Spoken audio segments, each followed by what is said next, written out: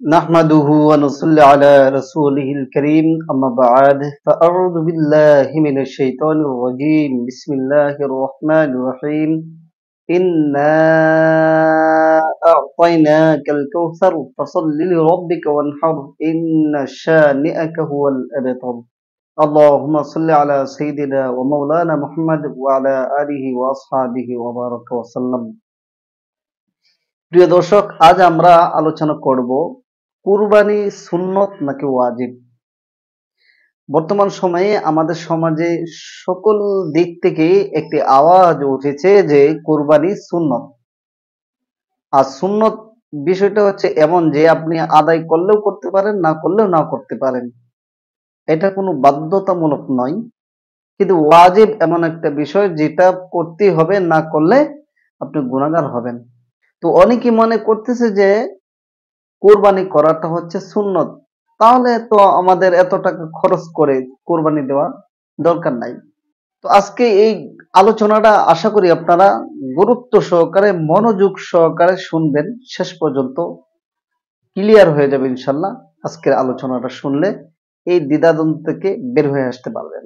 আমরা কোরবানি যে দেই এটা হচ্ছে হযরত ইব্রাহিম আলাইহিস সালামের সুন্নত।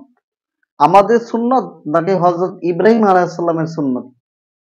হযরত ইব্রাহিম আলাইহিস সালাতু ওয়াস সালামের সুন্নত, কিন্তু আমাদের জন্য ওয়াজিব। আমাদের জন্য ওয়াজিব কেমনে হলো? আমি আপনাদের সামনে পবিত্র কোরআনের ছোট্ট একটি সূরা তেলাওয়াত করেছি, সূরাতুল কাউসার। সেখানে আল্লাহ তাআলা বলেন, ইন্না আ'তাইনাকাল কাউসার ফসল্লি লিরাব্বিকা ওয়ানহার।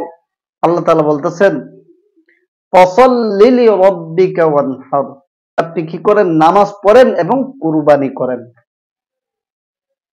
এই আয়াত দ্বারা স্পষ্ট হয়ে গেছে যে আল্লাহ তাআলা রাসূল সাল্লাল্লাহু আলাইহি ওয়াসাল্লামকে নামাজের কথা বলেছেন এবং কুরবানির কথা বলেছেন। আর আল্লাহ পাক রব্বুল আলামিন যে বিষয়ে আদেশ করেন সেটা ওয়াজিব হয়ে যায়, সেটা পালন করা ওয়াজিব। স্পষ্ট হয়ে গেল, কুরবানি ওয়াজিব। সুন্নত কার? ইব্রাহিম আলাইহিস সালামের সুন্নত, কিন্তু আমাদের জন্য কি? ওয়াজিব। এখন আমাদের জন্য যে ওয়াজিব, সেটা কি সকল মুসলমানদের জন্যই নাকি সামর্থ্যবান মুসলমানদের জন্য? এটা জানার বিষয়। এটা অবশ্যই আপনারা সবাই জানেন, কেননা গরিবে তো আর কুরবানি দেওয়ার ক্ষমতা রাখে না। হ্যাঁ, যারা কুরবানি দেওয়ার ক্ষমতা রাখে, আল্লাহ তাআলা যাদেরকে কুরবানি দেওয়ার সামর্থ্য দিয়েছেন, তারা অবশ্যই অবশ্যই কুরবানি দেওয়া ওয়াজিব তাদের উপর। তারা অবশ্যই কুরবানি দিতে হবে। যদি এমন ব্যক্তি কুরবানি না দেয় তাহলে সে গুনাহগার হবে, আল্লাহর কাছে জবাবদিহি করতে হবে। হাদিস শরীফে রাসূলুল্লাহ সাল্লাল্লাহু আলাইহি ওয়াসাল্লাম বলেছেন যে, যে ব্যক্তি সামর্থ্য থাকা সত্ত্বেও কুরবানি করলো না, সে যেন ঈদগাহে না আসে। এই হাদিস দ্বারা বোঝা যায় যে কুরবানি করা ওয়াজিব। কেননা রাসূলুল্লাহ সাল্লাল্লাহু আলাইহি ওয়াসাল্লাম বলতেছেন, যার কুরবানি দেওয়ার সামর্থ্য আছে সে যদি কুরবানি না দেয় তাহলে সে যেন ঈদগাহেই না আসে। এর দ্বারা বোঝা যায় যে এটা খুবই একটি গুরুত্বপূর্ণ কাজ, আর গুরুত্বপূর্ণ সকল কাজকে ওয়াজিব বলা হয়। কারণ যেটা না করলে আল্লাহ ও তার রাসূল অসন্তুষ্ট হন। যে বিষয়ের উপর আল্লাহ তাআলা নির্দেশ দিয়েছেন, রাসূল সাল্লাল্লাহু আলাইহি ওয়াসাল্লাম নির্দেশ দিয়েছেন, সেটা ওয়াজিব। সুতরাং আমাদের দ্বিধাদ্বন্দ্ব ছিল কুরবানি সুন্নত নাকি ওয়াজিব। তো আমরা জানতে পারলাম কুরবানি হচ্ছে ওয়াজিব। তো আমরা এই ভিডিওটা বেশি বেশি শেয়ার করে দেব, যাতে করে মানুষ জানতে পারে যে কুরবানি ওয়াজিব, সুন্নত যেটা জানা হয়েছে এটা ভুল। এইটা থেকে যেন মানুষ বেরিয়ে আসতে পারে, এই জন্য মানুষের কাছে পৌঁছে দেওয়া ভিডিওটা।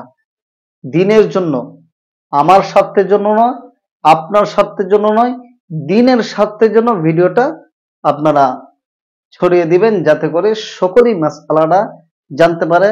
এবং পবিত্র কোরআনে আল্লাহ তাআলা সুস্পষ্টভাবে বলে দিয়েছেন, ফসল্লি লিরাব্বিকা ওয়ানহার, যে আপনি আপনার রবের জন্য কি করেন? নামাজ পড়েন এবং কুরবানি করেন। আর আল্লাহ পাক রব্বুল আলামিন যে বিষয়ের উপর নির্দেশ দিয়েছেন সেটা ওয়াজিব। সুস্পষ্ট হয়ে গেল।